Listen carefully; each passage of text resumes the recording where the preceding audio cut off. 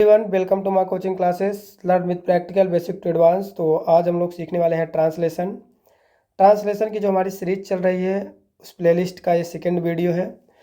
और ट्रांसलेशन ये सीखते हैं इसके साथ साथ, क्योंकि ट्रांसलेशन स्पीकिंग स्किल के लिए बहुत ज़्यादा बेहतरीन है। क्योंकि अगर आप इंग्लिश स्पीकिंग करना चाहते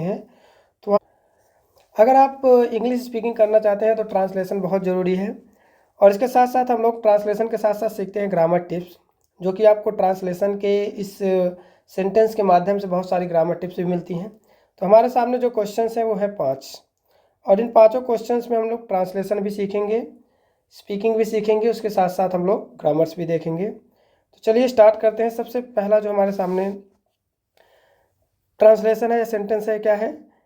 यहाँ पर आप देख पा रहे होंगे, Himalayas lie to the north of India. Himalaya जो है वो स्थित है, क्या है? लाई मतलब होता है स्थित होना या निहित होना या पड़े होना। यहाँ पर इसका अर्थ होगा स्थित है। किस दिशा में? To the north of India, Bharat के उत्तर दिशा में। ठीक है, तो Himalaya lie to the north of India, Himalaya जो पर्वत है वो भारत के उत्तर में स्थित है। अगर यहाँ पर आप टेंस देखेंगे तो प्रेजेंट का इंडेफिनिट टेंस है। ठीक है, प्रेजेंट का इंडेफिनिट टेंस है, मेन और की प्रथम अवस्था का प्रयोग किया गया है। ठीक है, सब्जेक्ट के बाद। अगर यहाँ पर सेंटेंस देखेंगे तो अफर्मेटिव का है। ठीक है, असर्टिव में अफर्मेटिव सेंटेंस है। आर्टिकल द का प्रयोग यहाँ पर हुआ है, उसके पीछे का कारण ये है कि चारों दिशाएं ईस्ट वेस्ट नॉर्थ साउथ। ठीक है, कोई भी दिशा हो उस दिशा के पहले आर्टिकल द का प्रयोग किया जाता है। The east, the west, the north, the south, इस तरीके से। क्लियर है? और आगे चलते हैं। ये प्रॉपर नाउन की वजह से यहाँ पे कैपिटल लेटर में लिखा है। ठीक है, आगे चलते हैं। दूसरा है the book you give me is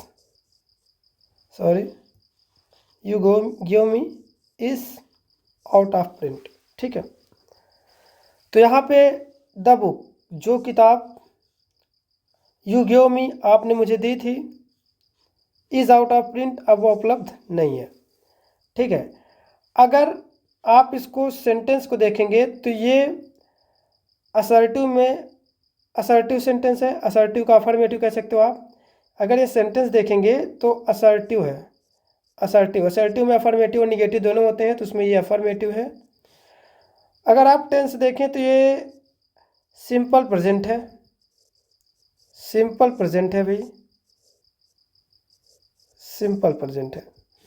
यहाँ पे देखो, ये सिंपल प्रेजेंट है, इसमें कोई एक्शन नहीं है। यहाँ पे बताया गया है कुछ चीज़ों के बारे में। ठीक है, बीइंग एक्शन है, यहाँ पे कोई काम नहीं किया गया है।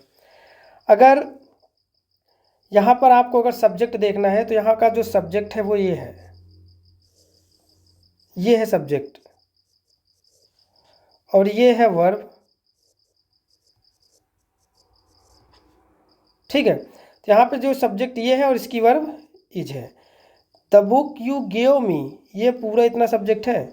जो किताब आपने मुझे दी थी ना, ये पूरा यहाँ से लेकर के यहाँ तक पूरा ये सब्जेक्ट है। इसका मतलब जो किताब आपने मुझे दी थी इज आउट ऑफ प्रिंट, वो उपलब्ध नहीं है।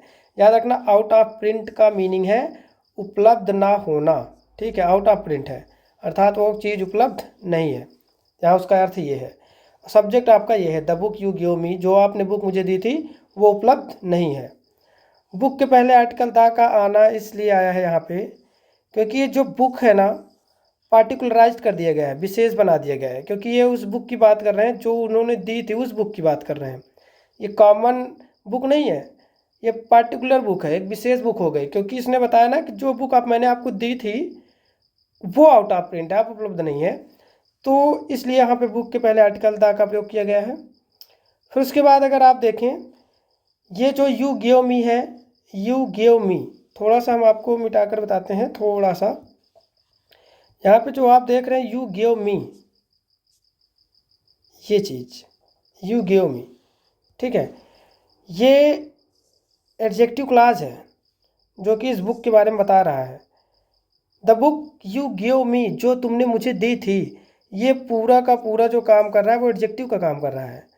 और ये इस बुक के बारे में बताने का काम कर रहा है, इसके क्वालिफाई करने का काम कर रहा है, इसलिए एडजेक्टिव क्लास कहलाएगा। ठीक है, इस तरीके से यहाँ पे सेंटेंस बना हुआ है।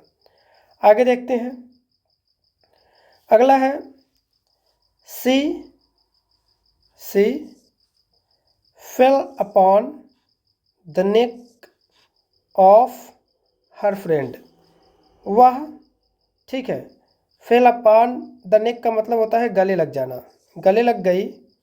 ठीक है, ऑफ हर फ्रेंड्स, अपनी सहेली के। ठीक है, अपनी सहेली के। सी, वह, ठीक है, fail upon the neck, fail upon the नेक का मतलब होता है गले लग जाना या गले मिलना। ऑफ हर फ्रेंड्स, अपनी सहेली के, ऑफ हर फ्रेंड्स, अपनी सहेली के। तो अगर यहाँ पर आप देखेंगे गले लग गई, तो ये सेंटेंस फिर से अफर्मेटिव का है, सेंटेंस तो अफर्मेटिव का है ये, लेकिन टेंस जो है ये पास्ट इंडेफिनिट का है, पास्ट इंडेफिनिट टेंस है।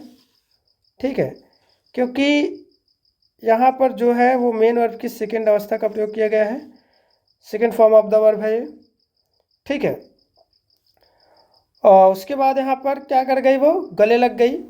तो अपनी सहेली के, किसके गले लगी, अपनी सहेली के, इसलिए यहाँ पर ऑफ का प्रयोग किया गया है। ठीक है, और ये जो होता है इसे पजेसिव केस बोलते हैं, पजेसिव केस के पहले आर्टिकल का प्रयोग नहीं होता है। ठीक है, तो यहाँ पर आप समझ पा रहे होंगे कि अफर्मेटिव सेंटेंस है, पास्ट इंडेफिनिट टेंस है यहाँ पे, और फिल अपॉन द नेक का मतलब होता है गले लग जाना। ठीक है, आगे देखते हैं, there is a great deal of water in the pond.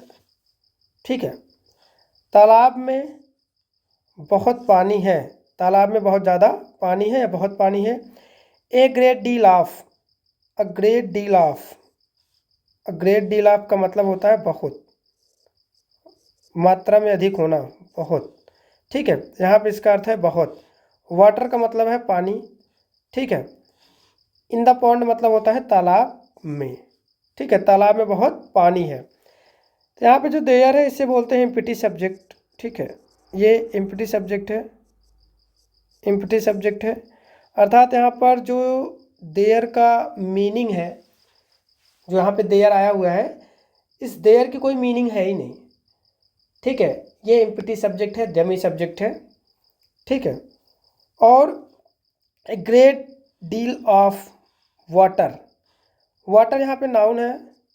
ठीक है, और इसके बारे में जो बताने के लिए आया है यहाँ पे, ये फिर एडजेक्टिव हो जाएगा। क्यों? क्योंकि अगर वाटर नाउन है, ठीक है, वाटर नाउन है और सिंगुलर अनकाउंटेबल नाउन है वो, तो यहाँ पर उसके पहले जो एक ग्रेट डील ऑफ आया है, ठीक है, वो एडजेक्टिव का काम कर रहा है। क्यों?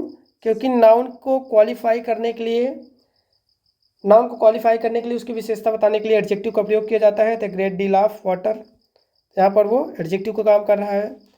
इन द पॉन्ड, तालाब में, तालाब में बहुत ज़्यादा पानी है।